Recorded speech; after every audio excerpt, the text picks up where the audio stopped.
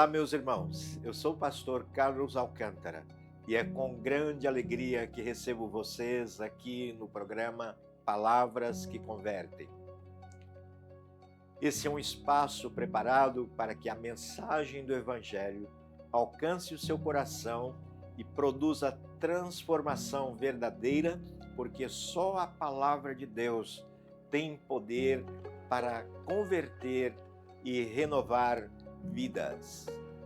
Eu quero ler a palavra de Deus em 1 Samuel, capítulo 12, o versículo 24, que nos faz a seguinte afirmação: Tão somente temam o Senhor e sirvam a Ele fielmente de todo o coração. Vejam que coisas grandiosas Ele fez por vocês. A definição de temor a Deus. Muitas pessoas se preocupam com essa palavra e têm até certo medo em referir a Deus como aquele Deus que deve ser temido. Mas o que é de fato o temor a Deus? De uma forma muito simplificada, temor a Deus é o respeito que se deve a Ele e designa melhor uma atitude de respeito e reverência.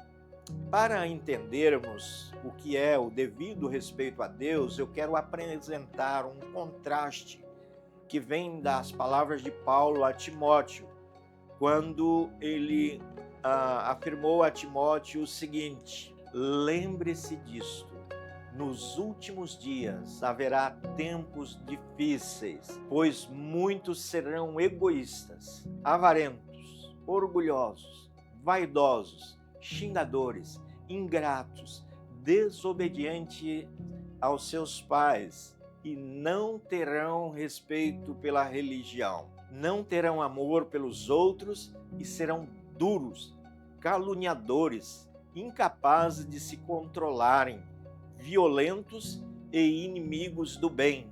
Serão traidores, atrevidos e cheios de orgulho. Amarão mais os prazeres do que a Deus. Parecerão ser seguidores da nossa religião, mas com as suas ações negarão o verdadeiro poder dela. Fique longe dessa gente. O que é e como reverenciar a Deus? Temer a Deus, meus irmãos, não é viver debaixo do pavor de um Deus aterrorizante. É submeter-se à sua vontade em obediência e respeito por amor a Ele e pelo que Ele é e o que Ele faz. Nós vivemos em tempos de irreverência. Recentemente vimos aí circular pelas redes sociais a história de 5 jovens. Uma delas, ao sair de casa, disse para sua mãe: mãe, nós vamos para a balada. E a mãe disse para aquela moça: filha, vá com Deus. E ela deu uma gargalhada e disse: só se Deus for no porta-malas, minha mãe, porque o carro está cheio.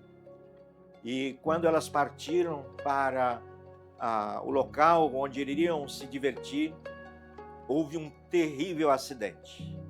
E infelizmente aquelas 5 moças faleceram. E o carro ficou acabado. E quando abriram o porta-malas, tinha uma caixa de ovos. E nenhum ovo daquela caixa estava quebrado. Então aquela moça foi muito irreverente para com Deus. E assim são os dias de hoje. E às vezes até no contexto da igreja, nós vemos irreverências na presença de Deus. Eu tenho em minha coleção um livro chamado Cultos e Panaceias, em que o autor daquele livro descreve nos cenários múltiplos da igreja brasileira algumas coisas assustadoras que acontecem nos cultos em nome de Deus.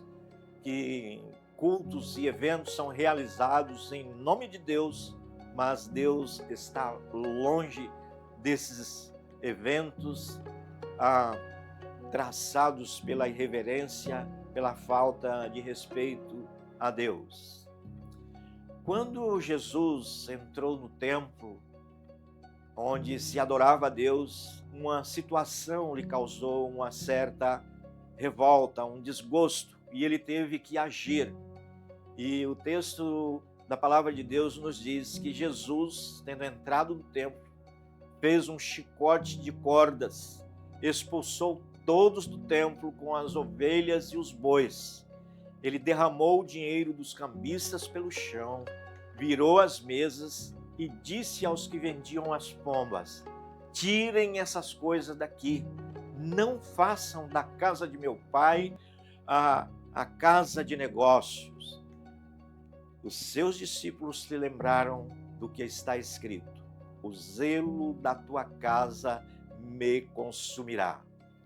Jesus expulsou do templo aqueles que estavam explorando e comercializando o sagrado, e aos que tomavam para si a adoração devida a Deus, no esmero de satisfazer a vontade humana e os seus desejos carnais.